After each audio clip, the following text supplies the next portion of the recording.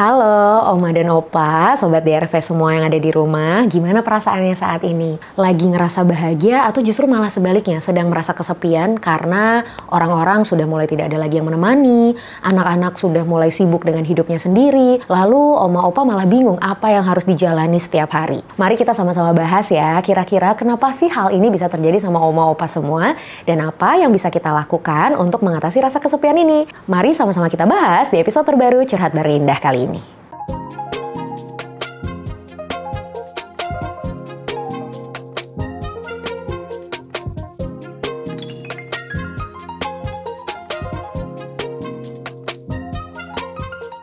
Rasa kesepian itu wajar banget dirasakan oleh oma opa semua, khususnya bagi kita individu yang memang sudah berada dalam kondisi lanjut usia. Kenapa? Karena kondisi ini terjadi ketika kita sudah menjalani aktivitas ataupun kehidupan yang cukup panjang selama proses kita hidup, dan pelan-pelan berbagai hal yang kita jalani tadinya, hal-hal yang tadinya sifatnya rutin, hal-hal yang tadinya setiap hari bisa kita lakukan, perlahan sudah mulai hilang. Anak-anak yang tadinya bareng sama kita di rumah, menjalani aktivitas sama-sama, nyatanya saat ini sudah mulai pelan-pelan keluar dari rumah masing-masing. Ada yang sudah berkeluarga, ada yang sibuk dengan karir dan pendidikannya, ada yang mungkin memilih untuk menjalani kehidupannya sendiri. Tentu hal ini berdampak pada kondisi oma opa di rumah ketika rumah yang tadinya ramai, rumah yang tadinya berisikan banyak orang, tiba-tiba kok sekarang cuma saya sendiri, atau tiba-tiba kok sekarang cuma saya berdua dengan pasangan saya aja. Ditambah oma opa yang mungkin selama hidupnya menghabiskan berbagai aktivitas secara rutin, sangat-sangat produktif, bekerja dari pagi sampai sore, lalu mengikuti banyak sekali kegiatan, tiba-tiba harus berdiam di rumah, tiba-tiba harus mengurangi kegiatannya. Tentu saja rutinitas yang berbeda membuat oma opa merasakan dampak kesepian yang jadinya membuat oma opa tuh jadi bingung nih. Terus saya nih harus gimana lagi?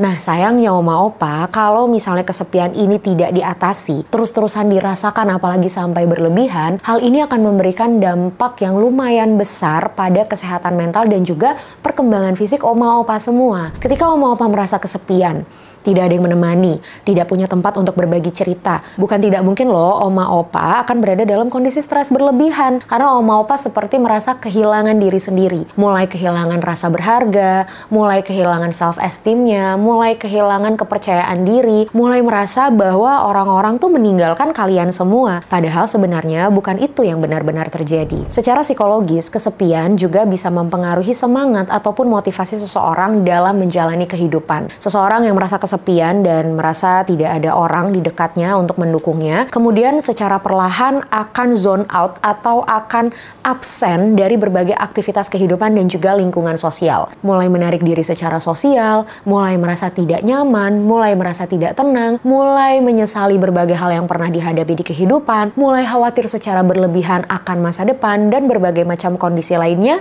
yang berdampak pada kondisi stres dan juga depresi. Serem banget gak sih oma opa kalau sampai ini terjadi di oma opa semua?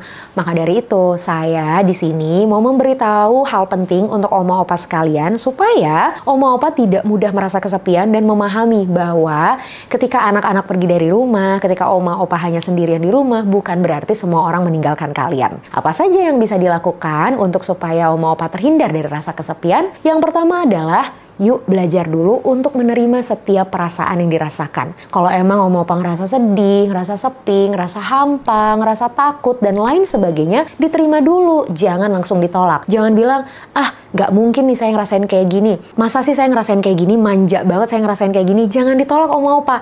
Gak apa-apa, dirasakan dulu aja. Belajar untuk jujur sama perasaan dan pikirannya. Nah setelah sudah dirasakan, yuk oma opa bisa belajar untuk mencari distraksinya. Apa aja distraksinya? Ada banyak banget. Oma opa bisa melakukan hobi ataupun aktivitas yang disukai, atau bisa juga menghubungi teman-teman sebaya untuk saling bertukar cerita, atau misalnya bisa bertemu untuk saling bertegur sapa.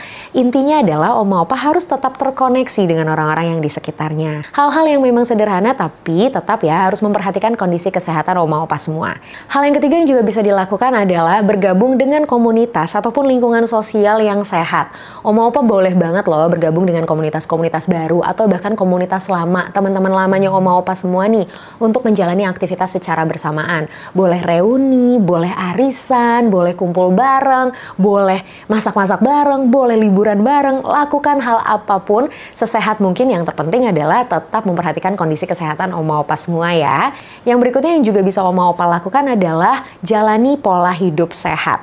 Yuk mulai jalani pola hidup sehat, makan yang rutin, tidur yang cukup, dan bisa melakukan berbagai aktivitas sehari-hari seperti olahraga ringan. Supaya oma opa jadi nggak gampang stres nih. Karena asupan gizi kita, bagaimana kita berinteraksi, lalu bagaimana kita menjaga pola tidur kita, dan bagaimana kita mulai rutin olahraga, itu akan berdampak sangat besar terhadap kondisi kesehatan fisik dan juga kesehatan mental kita. Nah dari sini oma opa udah bisa sadar belum? Kalau sebenarnya apa yang terjadi sama oma dan opa bukanlah hal yang menunjukkan kalau kalian itu ditinggalkan. Bukan artinya orang-orang melupakan kalian. Bukan artinya orang-orang itu nggak sayang sama kalian. Tapi fase kehidupan terus berjalan. Karena apa? Adanya perubahan peran, adanya perubahan tanggung jawab, adanya perkembangan dalam kehidupan setiap manusia yang membuat kita secara perlahan lama-lama akan kehilangan orang-orang yang kita sayang.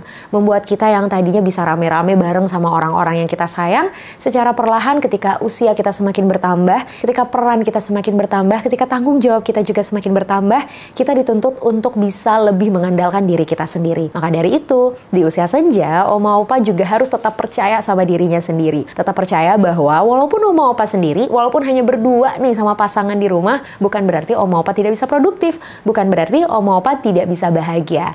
Yuk belajar untuk mengatasi bagaimana cara oma opa keluar dari rasa kesepian dan belajar untuk memahami bahwa saat ini adalah momen di mana oma opa bisa menikmati hari-hari kalian semua.